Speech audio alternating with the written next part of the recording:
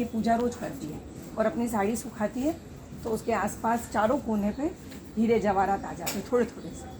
वो रोज़ उठा के घड़े में, उसको यही नहीं पता कि इसकी कीमत क्या है, उठा के उसको उसमें रोज़ डाल देती है। फिर एक दिन ये बच्चे होते भतीजे उसके 2 रोज़ आते, बुआ आज बेर वाला आ गया, आज कुछ आ गया, तो वो कहती है कि मेरे पास तो कुछ है ही, ले यही ले जा। तो बेर वाले को भी चाव पड़ गया कि यहाँ तो बढ़िया हीरे जवाहर, तो वो रोज़ बेचने वहीं आता और बुआ उसको रोज़ 2 निकाल के, और वो दोनों खेत वेत पे काम करने चले जाते। उन्हें पता ही नहीं कि ये क्या खा रहे हैं क्या कर रहे हैं। बुआ रोज़ निकाल के 2 मोती कभी कुछ हीरे जवाहरात देती रहती, फिर वो दे देती और ये खरीद के खाते रहते। एक दिन भोजाई घर पे ही थी, उसने देख लिया। भोजाई बोली अपने भाई से कि ये तो इसका चरित्र अच्छा नहीं है, पता नहीं कहाँ राजा महाराजा सेनापति के घर जाती होगी, ने क्या क्या लाती होगी, इसका कोई चरित्र का ठिकाना नहीं, तो तुम इसको पहले घर से निकालो। अगर आस पड़ोस ने देख लिया तो हमारी इज्जत क्या होगी, वैसे हम तो कुछ कमाते धमाते हैं नहीं, गाँव से निकाल दिया तो फिर क्या करेंगे। तो भाई भी उसकी भोजाई की बातों में आ गया, बोले ये बात तो सही है, घड़ा भरा दिख रहा है और जगमग जगमग कर रहा है, ये आए कहाँ से, हमारे पास तो इतना कुछ था नहीं, माँ बाप को छोड़ के ही नहीं गए, तो भाई कहाँ से आता। तो वो रोज़ सोचे कि अब मैं इसका करूँ क्या, ऐसे जवान बहन को घर से निकाल भी नहीं सकता, क्या करूँ क्या करूँ। तो भोजाई ने दिमाग दिया, तुम ऐसे करो, बहुत दिन हो गए मामा के घर गए, तुम इसे मामा के घर कह के लेके चले जाओ। तो वो कहता है ठीक है चलो मामा के घर चलते। तो बहन बड़ी खुश, इतने दिनों बाद सालों के बाद माँ बाप के मरने बाद कभी गई नहीं, आज हम वहाँ जाएंगे।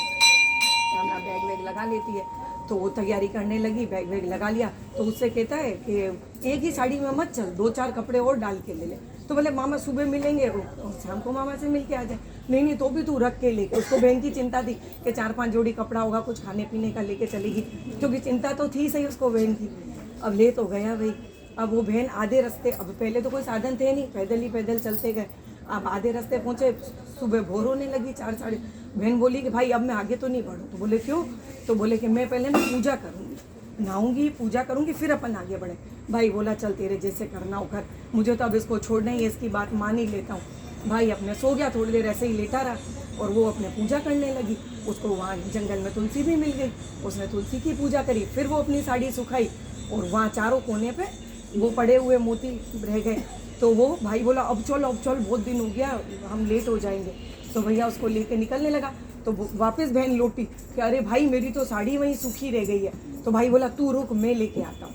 भाई गया भाई लेने के लिए, लेने गया तो देखे चारों कोनों पे इतने 8-10 जगमग मोती चमक रहे। तो भाई बोला अरे भैया इसने तो केवल तुलसी की पूजा की है यहाँ, और यहाँ तो कोई राजा है ना कोई महाराजा है। तो बोले मेरी बहन तो इतनी कर्म करने की पूजा पाठी है और मैं इसको यहाँ जंगल में छोड़ने आया हूँ मारने के लिए। तो वो बोलता है कि भाई उसकी बहन को वो समझ गया, वो बोलता है कि बहन मेरे काम याद आ गया कि राजा ने बोला था वहाँ खेत में काम करना, तू वापस घर चल। अरे बोले इतने दिनों बाद है, अब तो मामा का घर आने वाला। बोले नहीं किसी मामा के घर नहीं जाना, अभी तो तू घर चल। भाई उसको ले उठा के वापस घर लिया। भोजाई फिर खन करते हुए शुरू कि तुम उसको ले आए हो, मेरे आफत हो जाएगी और तुम समाज को जानते नहीं, अगल बगल ने अभी देखा नहीं है। बोला कोई बात नहीं, एक बात सुन, कहीं बाहर छोड़ के आऊँगा, दुनिया मेरे से पूछा पाछ करेगी, घर में रहेगी तो किसी को पता नहीं चलेगा। तू इतना बड़ा खड्डा खोद अपने नीचे आंगन में जितने में तू समा जाए।